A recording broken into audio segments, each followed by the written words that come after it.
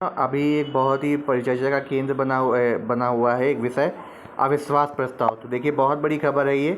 अविश्वास प्रस्ताव जो है लाया जा रहा है आपके जो फुल टाइम प्राइम मिनिस्टर हैं, पूर्ण बहुमत में जिनकी सरकार है, ठीक है, उनके खिलाफ लाया जा रहा है। इसलिए इम्पोर्टेंट न्यूज़ बन जा रहा है। क्या है? अविश्वास प्रस्ताव, नो कॉन्फिडेंस मोशन इसको बोला जाता है आपका। अविश्वास प्रस्ताव ये आपका संसद में लाया जाता है। कहाँ लाया जाता है? ओनली लोकसभा। क्यों? क्योंकि लोकसभा का ही तो हेड होता है आपका प्राइम मिनिस्टर, प्रधानमंत्री, ठीक है। तो जाइए आइए जानते हैं क्या क्या है। देखिए इतिहास और सब कुछ जानते हैं, संसद में कब कब अविश्वास प्रस्ताव आया है। अब तक अगर कोई पूछे तो आपसे 27 बार आ चुका है, ठीक है। चलिए देखिए पहला क्या है। लोकसभा का कोई भी सदस्य अविश्वास प्रस्ताव ला सकता है, कोई भी मेंबर हो, ठीक है, बस वो लोकसभा का सदस्य हो। इस प्रस्ताव को लाने के 50 सदस्यों का समर्थन मिलना जरूरी होता है। अगर प्रस्ताव को समय स्वीकार कर लिया जाता है, अब ये अध्यक्ष पर डिपेंड करता है वो स्वीकार करते हैं कि नहीं। तो चर्चा के लिए दिन तय किया जाता है और इतना ही नहीं, सरकार को बहुमत साबित करने के लिए टाइम भी दिया जाता है, ठीक। अब क्या है देखिए, जब लोकसभा में विपक्ष के किसी दल को लगता है कि मौजूदा सरकार के पास बहुमत नहीं है या फिर सरकार सदन में विश्वास खो चुकी है, तो अब अविश्वास प्रस्ताव लाया जाता है। अंग्रेजी में इसे नो कॉन्फिडेंस मोशन कहते हैं, ठीक है। इसका आर्टिकल 75 आपसे उल्लेख है। अब आर्टिकल 75 से आपसे क्वेश्चन कई बार बनेंगे इस वर्ष आपके कम से कम हर एग्जाम में। पहला विश्वास प्रस्ताव से पूछा जा सकता है कब लाया गया था? 1963 में लाया गया था, जब तीसरी लोकसभा चल रही थी, जवाहरलाल नेहरू। तब ये कौन लाया था? आचार्य JB कृपलानी के द्वारा जो है इसको लाया गया था, ठीक है। 40 सांसदों द्वारा समर्थित था।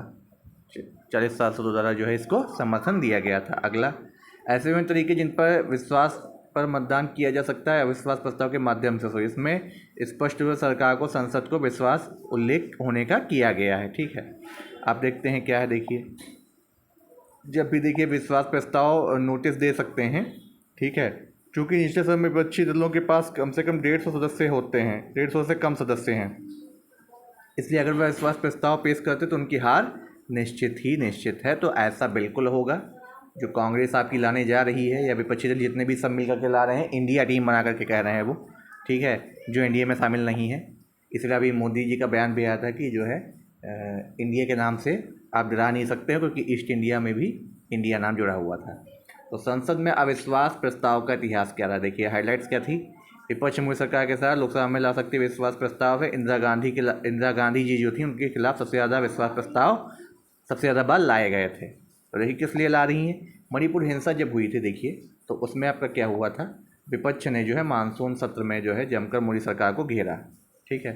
अब इन्होंने देखिए घेरा, फिर क्या होता है इसमें, इस बीच लोकसभा में विपक्ष मोदी सरकार के अविश्वास प्रस्ताव देने की तैयारी कर रहा है। कांग्रेस सहित अन्य विपक्षी दल इस पर बात कर चुके हैं। अब तक 27 बार लाया जा चुका है। नरेंद्र मोदी केवल एक बार अविश्वास प्रस्ताव 2018 में आया था। 11 घंटे बहस चलने के बाद वोटिंग हुई थी, आसानी से अपना बहुमत साबित कर दिया था। आखिर अविश्वास प्रस्ताव होता क्या है, देखिए समझते हैं। आर्टिकल 75 याद रखिएगा, कोई अगर आपसे पूछता है तो। बहुत सारे गधे ऐसे चैनल वाले हैं, इनको अभी तक ये नहीं पता होगा किस आर्टिकल में अविश्वास प्रस्ताव होता है। बनते बहुत बड़े ज्ञाता अपने आप के हैं, इतिहास, भूगोल और पॉलिटी के, ठीक है।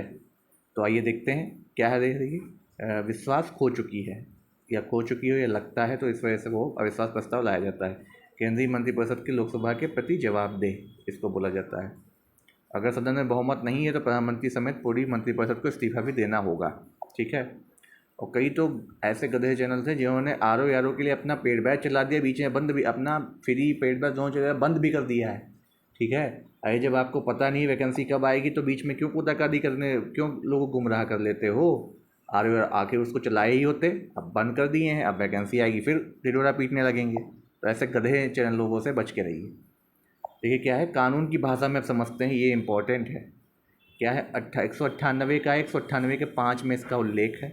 क्या कहता है, इस नियम के तहत जो सदस्य अविश्वास लाए वो स्पीकर के बुलाने पर सदन से अनुमति मांगता है, ठीक है। सदस्य को प्रस्ताव की लिखित सूचना सुबह 10 बजे आपको देनी होगी लोकसभा सेक्रेटरी को। अविश्वास प्रस्ताव के पक्ष में कम से कम 50 सदस्यों का, वरना स्पीकर इसकी अनुमति नहीं देंगे। स्पीकर की अनुमति मिलने के बाद इस पर चर्चा के लिए 1 से अधिक दिन तय किया जाता है।